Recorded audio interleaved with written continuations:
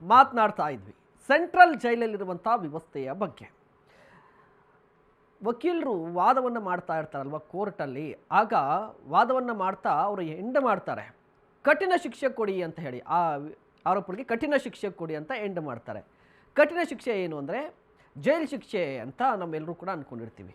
ಅಂದರೆ ನಮಗಿರುವಂಥ ಕಾನ್ಸೆಪ್ಟ್ ಏನು, ನಮ್ಮ ತಲೆಯಲ್ಲಿ ಏನು ಬರುತ್ತೆ ಜೈಲು ಅಂತ ಹೇಳಿದ್ರೆ ಇದು ತುಂಬ ಕಠಿಣವಾಗಿರುತ್ತೆ ಅಂತ ಹೇಳಿ. ಬಟ್ ಈಗ ಬರ್ತಾ ಇರುವಂಥ ಈ ವಿಜುವಲ್ಸನ್ನು ನೋಡ್ತಾ ಇದ್ದರೆ ಯಾವ ಕಠಿಣ ಇದೆ ಅಂತ, ಅಂದರೆ ಈ ಕಠಿಣ ಶಿಕ್ಷೆ, ಈ ಕಠಿಣ ಕ್ರಮ ಅನ್ನೋದಕ್ಕೆ ಅರ್ಥನೇ ಇಲ್ವಾ ಅಂತ ಹೇಳಿ.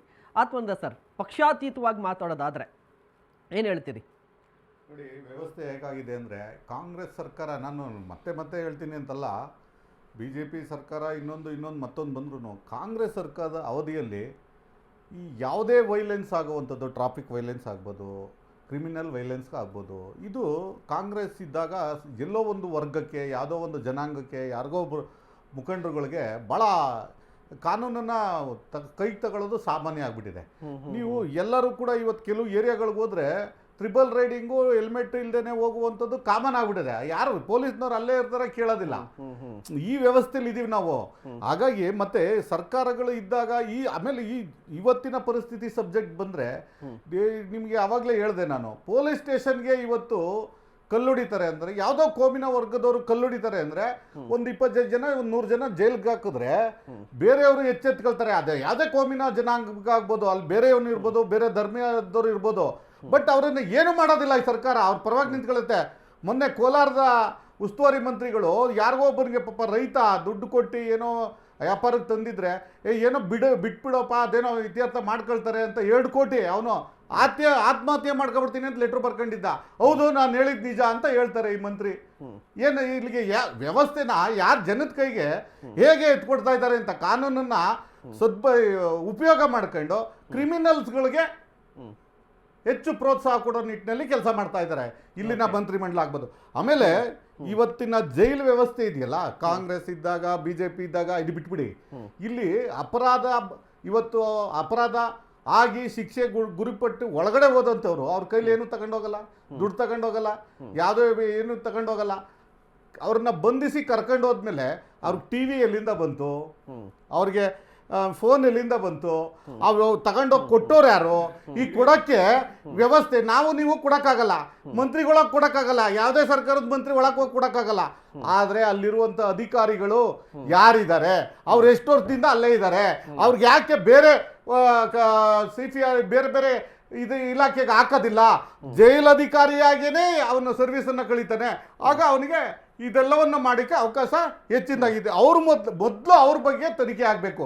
ಜೈಲು ಅಧಿಕಾರಿಗಳು ಯಾರಿದ್ದಾರೆ, ಎಷ್ಟು ವರ್ಷದಿಂದ ಇದ್ದಾರೆ, ಯಾರ್ಯಾರಿದ್ದಾರೆ, ಅವರ ಆಸ್ತಿ, ಅವರ ಆದಾಯ, ಇವೆಲ್ಲವನ್ನು ತನಿಖೆ ಮಾಡಿದ್ರೆ ಇದು ಈ ನಿಟ್ಟಿನಲ್ಲಿ ಎಲ್ಲೋ ಒಂದು ಕಡೆ ಸರಿ ಹೋಗುತ್ತೆ. ಇದು ಫಸ್ಟ್ ಆಗಬೇಕು. ಮತ್ತೆ ಸರ್ಕಾರಗಳು ಯಾವುದೇ ಅಪರಾಧಿಗಳು ಎಸಗಿದಾಗ ಅವರನ್ನು ಮನ ಪರಿವರ್ತನೆ ಮಾಡಿ, ಇವಾಗ ನಾವು ಎಷ್ಟೋ ಉದಾಹರಣೆಗಳನ್ನು ನೋಡಿದ್ದೀವಿ.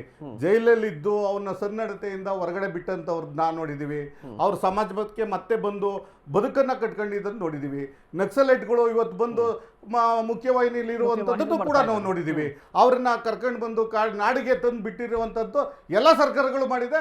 ಇವತ್ತು ದೇಶದಲ್ಲಿ ಅಮಿತ್ ಶಾ ಅವರು ಅದನ್ನ ಒಂದು ಅಭಿಯಾನನೇ ಮಾಡಿ ಇವತ್ತು ದೇಶವನ್ನು ನಕ್ಸಲ್ ಮುಕ್ತ ಅಂತೇಳಿ ಮಾಡುವಂಥ ಕಾರ್ಯಕ್ರಮಗಳಾಗ್ತಾ ಇದೆ. ಹಾಗಾಗಿ ಇಲ್ಲಿ ಆದರೆ ನಮ್ಮ ಕರ್ನಾಟಕದ ಪರಿಸ್ಥಿತಿ ಏನಂತಂದ್ರೆ, ಇದು ಎಲ್ಲ ಜೈಲುಗಳ ಪರಿಸ್ಥಿತಿ ಆಗ್ಬಿಟ್ಟಿದೆ.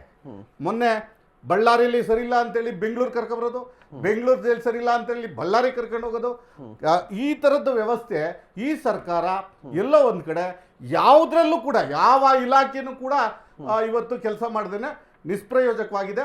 ಇವ್ರಿಗೆ ಅಧಿಕಾರ ಕಂಡ್ಕೊಂಡು ಬಿದ್ದಿದ್ದಾರೆ. ಆದ್ರಿಂದ ಸತೀಶ್ ಸರ್, ನಿಮ್ಮ ಪಕ್ಷ ಅಧಿಕಾರಕ್ಕೆ ಬಂದ್ರೆ ರಾಜ್ಯದಲ್ಲಿ ಕ್ರೈಮ್ ರೇಟ್ ಜಾಸ್ತಿ ಆಗುತ್ತೆ? ಖಂಡಿತ ಇಲ್ಲ. ಇವರಿಗೆ ಮಾಹಿತಿ ಇಲ್ಲ ಅನ್ಸುತ್ತೆ. ಕೇಂದ್ರ ಸರ್ಕಾರ ಕರ್ನಾಟಕ ರಾಜ್ಯದಲ್ಲಿ 2ನೇ ಸ್ಥಾನದಲ್ಲಿ ಅಪರಾಧ ಕಡಿಮೆ ಇರೋದು. ಎರಡನೇ ಸ್ಥಾನ ಕರ್ನಾಟಕಕ್ಕೆ. ಗೃಹ ಇಲಾಖೆ ಉತ್ತಮವಾಗಿ ಕೆಲಸ ಮಾಡ್ತಾ ಇದೆ ಅನ್ನೋದನ್ನ ಒಂದು ಸರ್ಟಿಫೈಡ್ ಮಾಡಿದೆ. ಇವರಿಗೆ ಮಾಹಿತಿ ಇದೆಯಲ್ಲೋ ನನ್ಗೆ ಗೊತ್ತಿಲ್ಲ.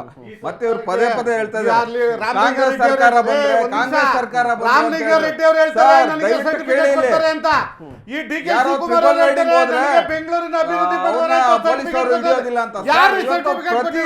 ಸಿಗ್ನಲ್ಗಳಲ್ಲಿ ಕ್ಯಾಮ್ರಾಗಳಿದೆ. ಯಾರು ಅವನು ಹಿಂದೂ ಮುಸ್ಲಿಂ ಕ್ರಿಶ್ಚಿಯನ್ ಅಂತ ನೋಡಿ ಯಾವ ಪೊಲೀಸರು ಹೇಳಲ್ಲ.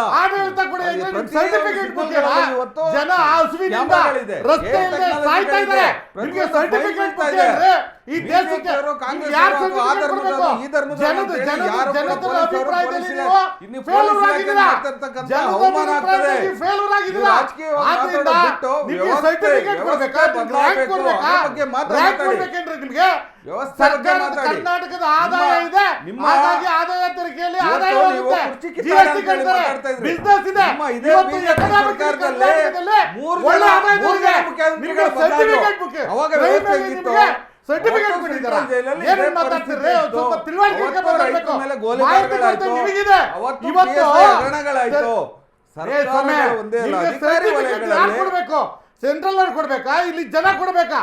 ಜನ ಚೀತು ಅಂತ ಉಗಿತಾ ಇದ್ದಾರೆ. ಅದನ್ನ ಬಿಟ್ಬಿಟ್ಟು ನೀವು ನನಗೆ ಸರ್ಟಿಫಿಕೇಟ್ ಕೊಟ್ಟಿದ್ದಾರೆ, ನಮ್ಮ ಇಲಾಖೆ ಸರ್ಟಿಫಿಕೇಟ್ ಕೊಟ್ಟಿದ್ದಾರೆ, BMTC ಸರ್ಟಿಫಿಕೇಟ್ ಕೊಟ್ಟಿದ್ದಾರೆ, ಕಂದಾಯ ಇಲಾಖೆ ಸರ್ಟಿಫಿಕೇಟ್ ಕೊಟ್ಟಿದ್ದಾರೆ ಅಂತ ಹೇಳಿ ತಿರುಗಾಡ್ಬಿಟ್ಟು ಹಿಂಗೆ ಇದೆ ಕರ್ನಾಟಕ. ಇವತ್ತು ಬರ್ಬೇಕಾದಂತ ITBT ಪಕ್ಕದ ರಾಜ್ಯಕ್ಕೆ ಹೋಗ್ತಾ ಇದೆ. ನಿಮ್ ಸರ್ಟಿಫಿಕೇಟ್ಗೆ ಮಣ್ಬಡಿಯ ಮೊದಲು ಪಕ್ಕದ ರಾಜ್ಯಕ್ಕೆ ನಿಮ್ಮ ಎಲ್ಲ ITBTಗಳು ಇಲ್ಲಿನ ವ್ಯವಸ್ಥೆ ಸರಿ ಇಲ್ಲ, ನೀರಿನ ವ್ಯವಸ್ಥೆ ಸರಿ ಇಲ್ಲ, ರಸ್ತೆ ಸರಿ ಇಲ್ಲ, ಹಾಗಾಗಿ ಇನ್ಫ್ರಾಸ್ಟ್ರಕ್ಚರ್ ಸರಿ ಇಲ್ಲ. ಇಲ್ಲಿ ಸರ್ಕಾರಗಳು ಕಚ್ಚಾಡ್ಕೊಂಡಿದೆ ಅಂತ ಹೇಳಿ ಎಲ್ಲವೂ ಕೂಡ ಇಲ್ಲಿ ಬರ್ಬೇಕಾದಂತ ಕಂಪನಿಗಳು ಪಕ್ಕದ ರಾಜ್ಯಕ್ಕೆ ಹೋಗ್ತಾ ಇದೆ. ಇದನ್ನ ನೋಡಿದ್ರೆ ಇವತ್ತು ನಿಮ್ ಮಂತ್ರಿ ITBT ಮಂತ್ರಿ ಬೇರೆ ವಿಷಯಕ್ಕೆ ತಲೆ ಕೆಡಿಸ್ಕೊಂಡು ಕೂತಿದ್ದಾರೆ. ಅವ್ರು 100 ವರ್ಷದ ಇತಿಹಾಸ ತಗೊಂಡು ಕೂತಿದ್ದಾರೆ. ಅವ್ರಿಗೆ ಮೊದಲು ತಿಳುವಳಿಕೆ ಹೇಳಿ ನೀವು. ಇವತ್ತು ಸರ್ಟಿಫಿಕೇಟ್ ಮುಖ್ಯ ಅನ್ನೋದಾದ್ರೆ ಜನ ಮೊದಲು ಸರ್ಟಿಫಿಕೇಟ್ ಕೊಡಬೇಕು. ಜನರ ಮನಸ್ಸಲ್ಲಿ ನೀವು ಫಸ್ಟ್ ಒಳ್ಳೆ ಆಡಳಿತ ಕೊಡ್ತಾ ಇದ್ದಾರೆ, ಒಳ್ಳೆ ಅಧಿಕಾರ ಇದೆ, ಒಳ್ಳೆ ರಸ್ತೆ ಇದೆ, ಒಳ್ಳೆ ಲೈಟ್ ಇದೆ, ಈ ನಮಗೆ ವ್ಯವಸ್ಥೆ ಇದೆ ಅನ್ನುವಂಥದ್ದನ್ನು ಸರ್ಕಾರ ತೂಚಿ ಅಂತ ಸರ್ಕಾರ ಕುಗಿತಾ ಇದ್ದಾರೆ. ಅದು ಜನಗಳ ನನ್ನ ಜೊತೆ ಬಂದ್ರಿ, ಮಾತಾಡ್ತಾ ಇದ್ದಾರೆ. ದೇಶದಲ್ಲಿ GST 375 ವಸ್ತುಗಳ ಬೆಲೆಯನ್ನ ಕಡಿಮೆ ಮಾಡಿ ಜನ ನೆಮ್ಮದಿಯಾಗಿದ್ದಾರೆ. ನೀವು ಮಾಡಿದ್ದೇನೋ ತುಪ್ಪಕ್ಕೆ 90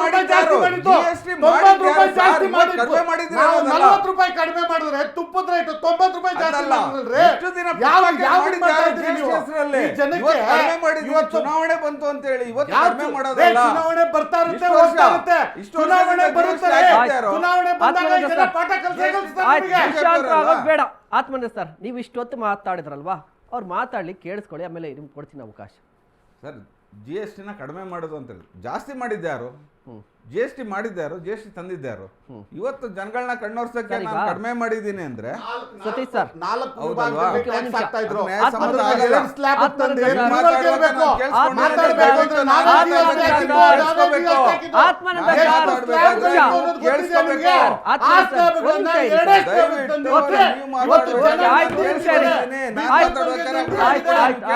ಒಂದ್ ನಿಮಿಷ ಅವ್ರು ಮಾತಾಡ್ಲಿ. ಸತೀಶ್ ಸರ್ ಮಾತಾಡ್ತಿರೋದು ಬೆಲೆ ಏರಿಕೆ ಅದು ಇದು ಅಲ್ಲ.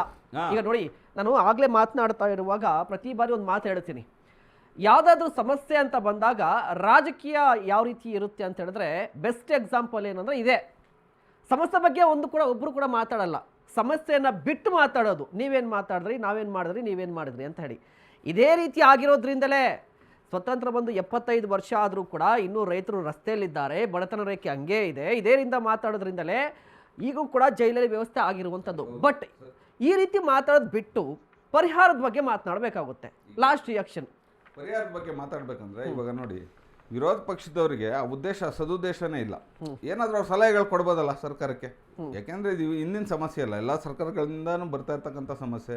ಯಾವ ಅಧಿಕಾರಿಗಳಿಂದ ಸಮಸ್ಯೆ ಆಗ್ತಾ ಇರ್ತದೋ ಅಥವಾ ಬೇರೆ ಸ್ಟಾಫ್ ಸಮಸ್ಯೆ ಆಗ್ತಾ ಇರ್ತದೋ, ಕೈದಿಗಳಿಂದ, ಸೀನಿಯರ್ ಕೈದಿಗಳಿದ್ದಾರೆ, ತುಂಬ ಪ್ರಭಾವ ಬೀರುವಂಥ ಕೈದಿಗಳಿದ್ದಾರೆ, ಅವರಿಂದ ಸಮಸ್ಯೆ ಆಗ್ತಾರೆ. ಸಲಹೆ ಕೊಟ್ಟು ಸಮಸ್ಯೆಗೆ ಪರಿಹಾರ ಹುಡುಕಬೇಕು. ಅದ್ಬಿಟ್ಟು ನಾನು ಇಬ್ಬರು ವಿರೋಧ ಪಕ್ಷದ ನಾಯಕರುಗಳನ್ನ JDS ಅವರು ಇರ್ಬೋದು, BJP ಅವರು ಇರ್ಬೋದು ಕೇಳ್ತಾ ಇದ್ದೆ. ಟೆರರಿಸ್ಟ್ ವಿಧಾನಸೌಧದಲ್ಲಿದ್ದಾರೆ, ಇನ್ನು ಅಲ್ಲಿರೋ ಟೆರರಿಸ್ಟ್ ಬಗ್ಗೆ ನಾನೇನು ಮಾತಾಡೋಕ್ಕಾಗ್ತದೆ ಅನ್ನೋ ರಿಯಾಕ್ಷನ್ ಬರ್ತದೆ. ನಮ್ಮ BJP ಹೋಗ್ತಾರೋ ಅದು ಹೇಳ್ತಾರೆ. ಆರ್ ಅಶೋಕ್ ಅವ್ರು ಹೇಳ್ತಾರೆ ಒಂದು ಸಮುದಾಯನ ಗುರಿಯಾಗಿ ಇಟ್ಕೊಂಡು ಮಾತಾಡ್ತಾರೆ. ಒಂದು ಸಮುದಾಯದ ಕೈದಿಗಳಿಲ್ಲ ಅಲ್ಲಿ ಅವ್ಯವಸ್ಥೆ ಏನಂದ್ರೆ ಇವು ಲೋಕೇಶ್ವರ್ ಸರ್ ಹೇಳ್ತಾ ಇದ್ರು 3,000 ಇರೋ ಕೆಪಾಸಿಟಿಯಲ್ಲಿ 6,000 ಜನ ಇದ್ರೆ ಅವ್ಯವಸ್ಥೆ ಆಗೇ ಆಗ್ತದೆ.